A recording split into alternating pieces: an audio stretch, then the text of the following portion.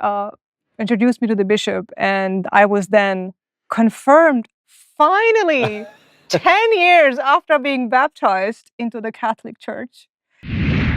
Recently, I watched an interview with Sabatina James, a Pakistani Muslim woman who became Catholic, and her testimony absolutely stunned me. It's the kind of story every Catholic should hear because it shows in real flesh and blood what courage looks like in a world that's quick to punish anyone who dares to stand with Christ. In the first clip, she talks about her very first encounter with Christianity after moving to Austria and how that experience collided with the worldview she grew up within Islam. Let's listen. The first thing you notice coming, the first revelation of Christianity, to me anyways, was Jesus on the cross. Present in every classroom. You go hiking, that's a big thing in Austria, right? And all the trails, you go to people's houses, in the living rooms, you would have the cross. And so they were really very proud. And it certainly, the first seeds were sown there for my later conversion. Because when I was in Dedar, where I grew up in this little village, I used to hear the voices of women. They would cry out aloud because they were beaten by their husbands. And the reason they would scream so loud is they wanted help. Police doesn't come. So they're expecting the villagers to help. And the villagers would come, but they would surround the victim and accuse her. And when I came to Austria, in this little village, every morning in the classroom, the children would surround someone who was beaten and bruised, and they would look up to the victim and pray to him, because that was Jesus on the cross. And that to me was the most striking difference between the world shaped by Muhammad and the world shaped by love. So that was, I always found that very fascinating, because I think somehow, even without understanding the theology of Christianity, Jesus on the cross fascinated me. And to this day, I don't need theological books. Yeah. Just looking and gazing at him on the cross, that to me is Christianity. What struck me most in this clip is how she was captivated simply by seeing Jesus on the cross. Think about that. 2,000 years ago, the Romans used the cross as a weapon, a brutal tool designed to crush anyone who challenged the empire. It wasn't just execution, it was a psychological warning. This is what happens to anyone who stands against us. And yet today, that same cross has become the most recognized symbol of hope and redemption in the world. What the Romans forged as an instrument of terror, God transformed into the doorway to freedom. That's why Sabatina's insight hits so hard.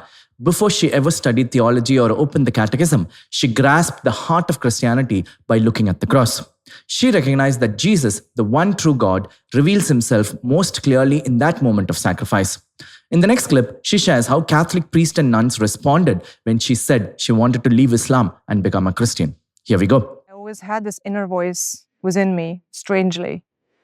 Even though Joseph was a evangelical, to go to the Catholic Church. The man on the cross was there. And I always followed him. So I went to this big cathedral in Linz and saw this holy water. And I said, oh, it's some sort of ritual. So I was just making these weird signs. Look around, sorry, something. Making these weird sounds. And this young man comes and, can I help you? And I said, yeah, I have a meeting with the Pope today. He just looked at me going, the Pope's not here, yeah. But he brought me to the priest. And I tell the Catholic priest about my newfound love in Jesus Christ and the things that I was experiencing. And he said to me, it could be that Muhammad was a prophet too. We don't know. The priest said this? This is in Austria? This is in Austria. Yeah. This is the time where St. John Paul had kissed the Quran Yeah. and people wanted to follow. Yeah. So all religions were a way to God. Oh, And I experienced that firsthand. So he let me go. He didn't tell me that I needed catechism. Oh, He my didn't goodness. say, Oh, oh, my you should come and if there's any problem, come to my church and I will give you a room if you have to flee. Nothing like that. He sent me home. And then I saw a nun. She had, she was properly suited and booted. She was on her bike and I made her stop. I was on fire for Jesus and I needed someone to speak with me. So she stopped and very sweet. Catholic sisters are always so extremely sweet. And she said, yeah. I said, I believe in the same as you. And she didn't know what to do. And I just said, I was a Muslim. I wanted her to be happy. Yeah. And she said, all religions are a way to God. Oh, my goodness. We must just believe deeply in what we believe. And I just thought, if I believe deeply as a Muslim that killing an infidel is going to get me to heaven, is that a way to God? How is that the way to go? This is, as you describe, I'm not even terrible. I'm shocked, but I'm not surprised by these experiences, especially in Austria and Germany. But truly, This part of her story is honestly painful. A Catholic priest and a nun, people whose entire mission is to proclaim the gospel, turning away from a woman who walked in saying she wanted to follow Christ, that's heartbreaking. Now, to be fair, we aren't hearing the full context. Maybe the region was under surveillance, maybe conversions were considered criminal, maybe even speaking with her could have put the entire parish in danger. Because there are some places, one wrong move by the priest can get the church bombed. So yes, their fear was real. But even with that understanding, we can't ignore the uncomfortable truth. Christians cannot let fear decide whether we evangelize. Prudence matters, of course it does. We shouldn't be reckless or deliberately provoke danger. But prudence is not an excuse to sidestep the Great Commission. Jesus didn't say, go and make disciples unless the political climate is tense. Look at the apostles. None of them sat around calculating safely before preaching. They walked into hostile lands, unfamiliar cultures, pagan nations, fully aware they could die for proclaiming Christ. And most of them did. Their courage is why we have the faith today. So when Sabatina recounts this moment, it's a wake-up call. The church is never at her best when she is afraid. She shines most brightly when she trusts God in dangerous situations and steps into discomfort for the sake of the gospel. In the next clip, she explains how she was eventually baptized and conformed into the Catholic Church. Let's listen. So the story came out, and at one of my press conference, there was a priest. I love him, Rudy. Rudy was amazing, and he was a Catholic priest, and he just sat there and looked at me. He said, when you were speaking about Christ to the press, it felt like you were describing the sun to a bunch of blind men. And I was so grateful that finally there's a Catholic. And I said, I want to be Catholic. I want to be Catholic, but the priests and nuns I meet in Central Europe, they don't seem to want to do anything. Yeah, so he baptized me, but he never told me that I need to be confirmed. And I was invited. See, this is how providence works. By a priest. He has this teeny tiny little parish of the traditional Latin Mass order. He invited me to come and speak about persecuted Christians. And he was shocked that I came. He said, I have a really small church and you're very famous in Germany, so why did you come? And well, not to speak, but to seek. Yeah. And he introduced me to the bishop, and I was then confirmed, finally, 10 years after being baptized, into the Catholic Church. This part beautifully reflects the biblical promise. Those who seek will find. God never abandons a sincere seeker. Having said that, Christianity has never been about us climbing our way up to God. It's about God coming after us. He searches for his lost children, and all we must do is to allow ourselves to be found. And God draws people into his church in countless ways: a quiet moment, a providential conversation, an unexpected encounter that changes everything. Well, in Sabatina's case, her honesty and humility opened the very path that led her to baptism and confirmation. Now, in the final clip, Sabatina shares the mission she believes God entrusted to her, returning to Pakistan to rescue Christian women who are being abused and enslaved. Let's listen.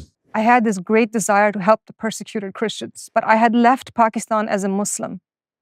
I wanted to hear the sorrows of that community. And the only way you can do that is by being with them, listening to them. And how do I do that? I would have to go back to Pakistan. And what would happen to me in Pakistan if anyone finds me?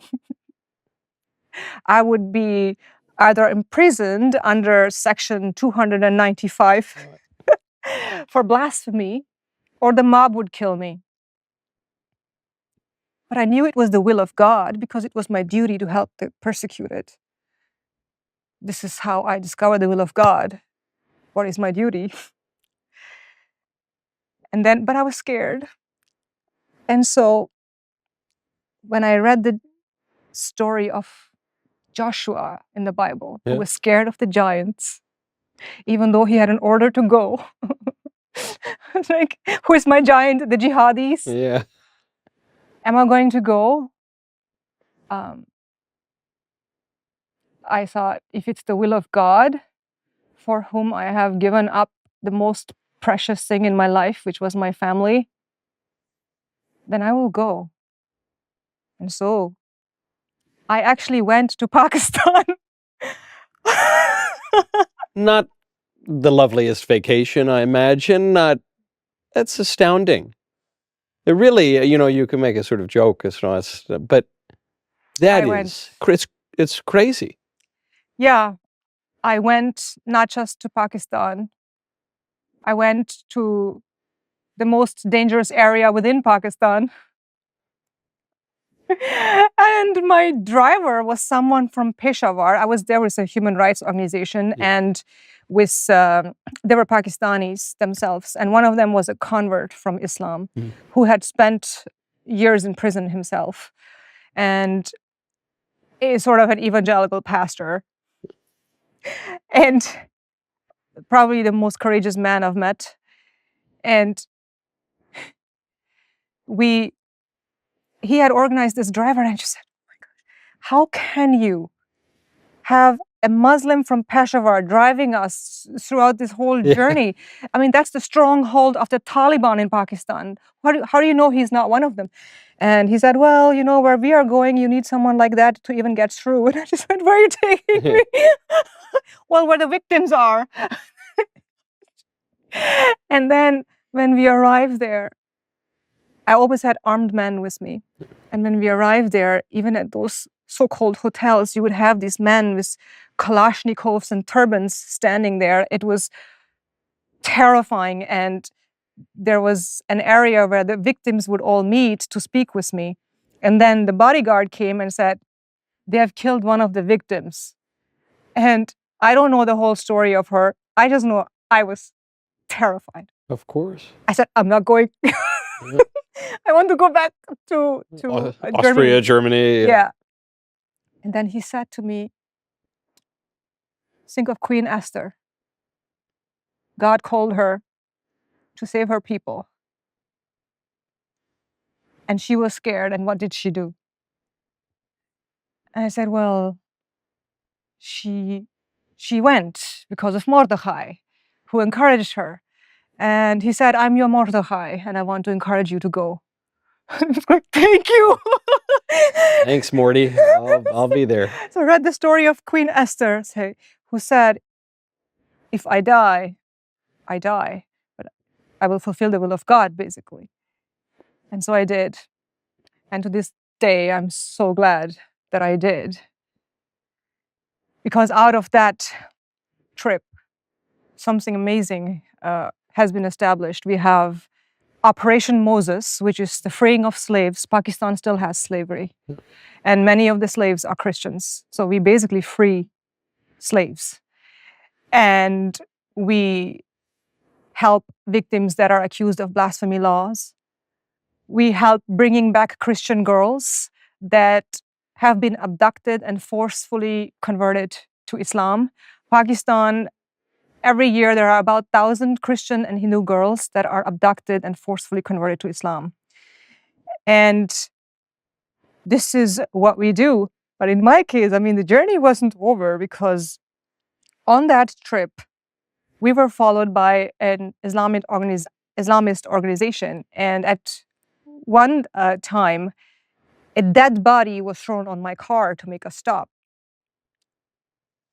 And I just thought, this is the end. Yeah. Yeah. And this is actually how I start my book. And it was a long night, and I described all the details in my book. And I wanted to visit people in prison as well. But then, after this, the people that had organized the trip, they said, the person that needs the most help right now is you. You must leave the country. When they start throwing dead bodies on your car, that is a strong sign that time's up. Yes. And I miraculously survived. And my police officer, whenever I even started to say God, he said, I know. You're God. He thought it was horribly imprudent for me to go there. Imprudent. That's a very diplomatic way to put it, I think. I think the most prudent thing is the will of God. Hmm. And if that will leads you to risk your life, then it's still the most prudent thing to do. Yeah. And it's why I did it. And we have saved countless lives since then, and we still do. So we don't advertise our work. So by the way, if you don't find, where is that? We don't. You have to be a little undercover, I imagine, in that line of work. Yes. I don't know how many of us would have the courage to do what she did, but the line she says at the end is just beautiful. She says that the most prudent thing you can do with your life is to do the will of God, even if it puts your life at risk. That is just extraordinary. That's the conviction the apostles lived by, the saints lived by, the martyrs lived by, the popes lived by. Because whenever the gospel is proclaimed, evil will try to silence it, either by killing the message or the messenger. But that has never stopped Christians, and it must never stop us. The good news is too important to hide, too powerful to bury, and too true to be intimidated. Like St. Ignatius of Antioch said, "Let me be food for the beast, through whom it will be granted me to reach God.